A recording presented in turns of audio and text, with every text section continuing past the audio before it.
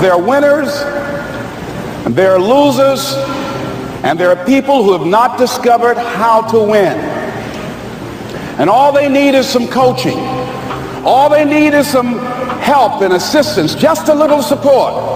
All they need is some insight or a different strategy, a plan of action to make some adjustments that will open up the key to a whole new future for them, that will give them access to the unlimited power that they have within themselves. That's all that they need.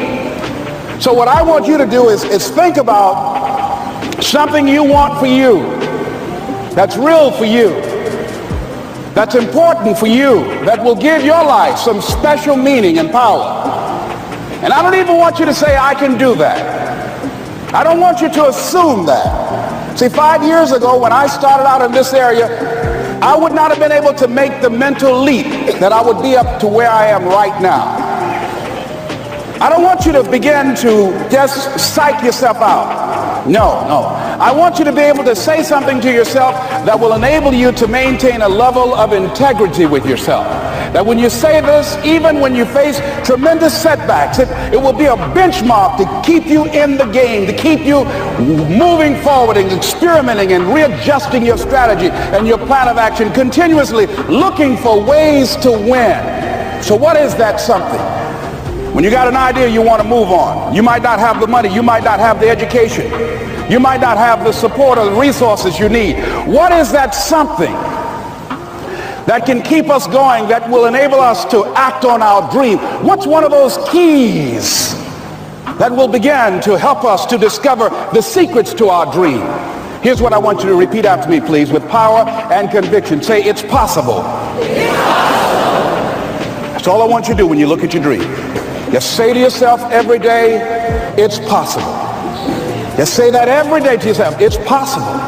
Because what does that do? See, it begins to change your belief system. See, the way in which we operate, ladies and gentlemen, it's a manifestation of what we believe, what's possible for us. Whatever you've done up to this point, all that it really is a duplication, it's a reproduction of what you believe subconsciously that you deserve and what's possible for your life. Most people operate out of their personal history, out of their memory, things they've done, things they've experienced, things they've seen, things that they have observed. What I'm suggesting that you operate out of a larger vision of yourself.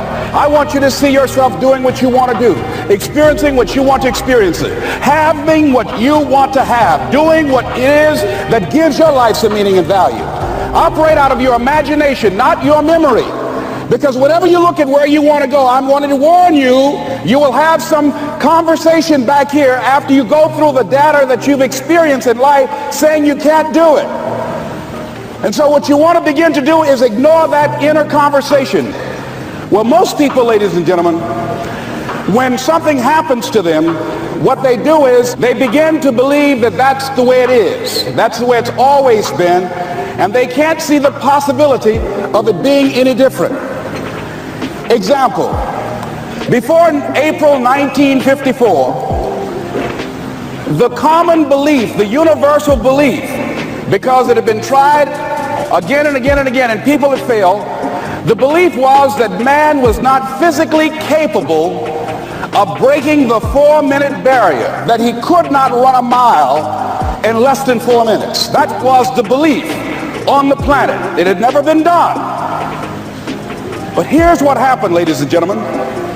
Roger Bannister came along and he broke the 4-minute barrier. Now here's what's significant about that. Since that time, up to this day, over 20,000 people have done it, including high school kids. What changed? 20,000 people, what changed? Here's what happened when they got on the track. They knew it had been done.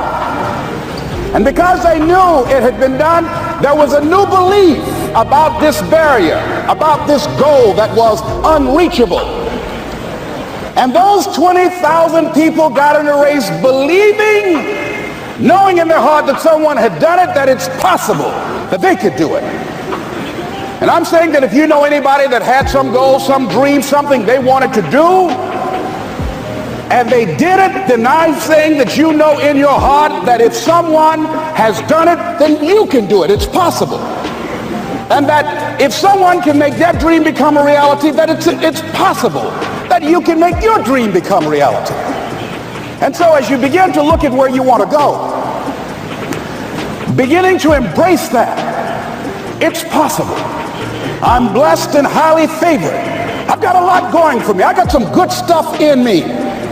And it's possible that I can bring my greatness out here in the universe. That I can do what I want to do. It's possible I can write my own book. I can have my own business. I can take the trip and travel around the world. It's possible. I can bounce back from adversity and reinvent my life. It's possible. Regardless of where I am, the things can get better for me. It's possible. I'm thinking about two men right here in Chicago who are fairly successful, similar background, educated. They worked for a corporation for many years, and they were among many people that were laid off. Two guys who were very good friends. One went out looking for a job for several weeks along with the other one, and they faced disappointment and rejection again and again and again. They couldn't find any work, which is the story of many people across this country. One guy stopped. He became discouraged. He stopped going. He stayed home looking at television, became very argumentative and toxic with his wife, drinking beer, getting on the phone, talking to his other negative, unemployed friends. And he just gave up. The other guy kept looking for a job everywhere he could go. Every time he could get an opportunity, kept asking people, networking, checking the newspapers every day. Kept going everywhere he could, trying to find a job. You have too much education. You're overqualified. You won't be here long enough. He kept going. He kept going. He went to a place and said, look here, I tell you what, if you can't hire me, and I know you can use my talents, abilities, and skills, I don't want to sit home and do nothing. Just let me do some volunteer work. You don't have to give me anything, all right? I just want to work. I want to be busy. Guy said, okay, it's on you now, but don't expect me to give you anything. It's okay. This guy came in and worked. He was the first one there. The last one to leave was the best employee there.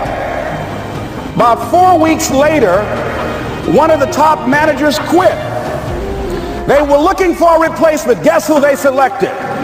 This other guy. This guy who was volunteering his time. He got the job. What was the difference between the two men? Eyesight and mindsight. Eyesight is judging on what you see. Judging according to appearances. But mindsight is how you interpret what you see. One guy said, it's not possible. It's over. I'm finished. I can't do it. I can't make it. He surrendered. I've faced rejection again and again. I'm not going anymore. There are no jobs out there. But this other guy, he felt that in spite of the no's and rejections, in spite of how bad the economy is, in spite of what the newspapers are saying, that it's possible that somebody somewhere will give me a job. He just kept going, thinking it was possible. And guess what, ladies and gentlemen? That's what we have to do with our dreams. Because things happen to you in life that you can never, ever anticipate. And many times when those things happen, you want to give up. I remember when I was in broadcasting, when I was a disc jockey, I became very controversial, not only being a disc jockey, but I felt that radio was something that you not only entertain people with, but you also empower them, you educate them. And I got fired. I didn't just leave, they fired me. That was a shock. I said, wait a minute. They took my microphone. I thought that was who I was. No, ladies and gentlemen, it wasn't. I had to do something else. And I didn't know what else I could do. See, here's what I'm looking at. What are the uses for your life right now that you haven't even reached for yet? See, I believe that when you don't have enough encouragement to act on your dreams or ideas, or you're not enlightened enough, that life will act on you. See, life had moved on me and said, Les Brown, you have outgrown this. It's time for you to do something else. Well, I wasn't enlightened enough. organized some disc jockeys and got my job back.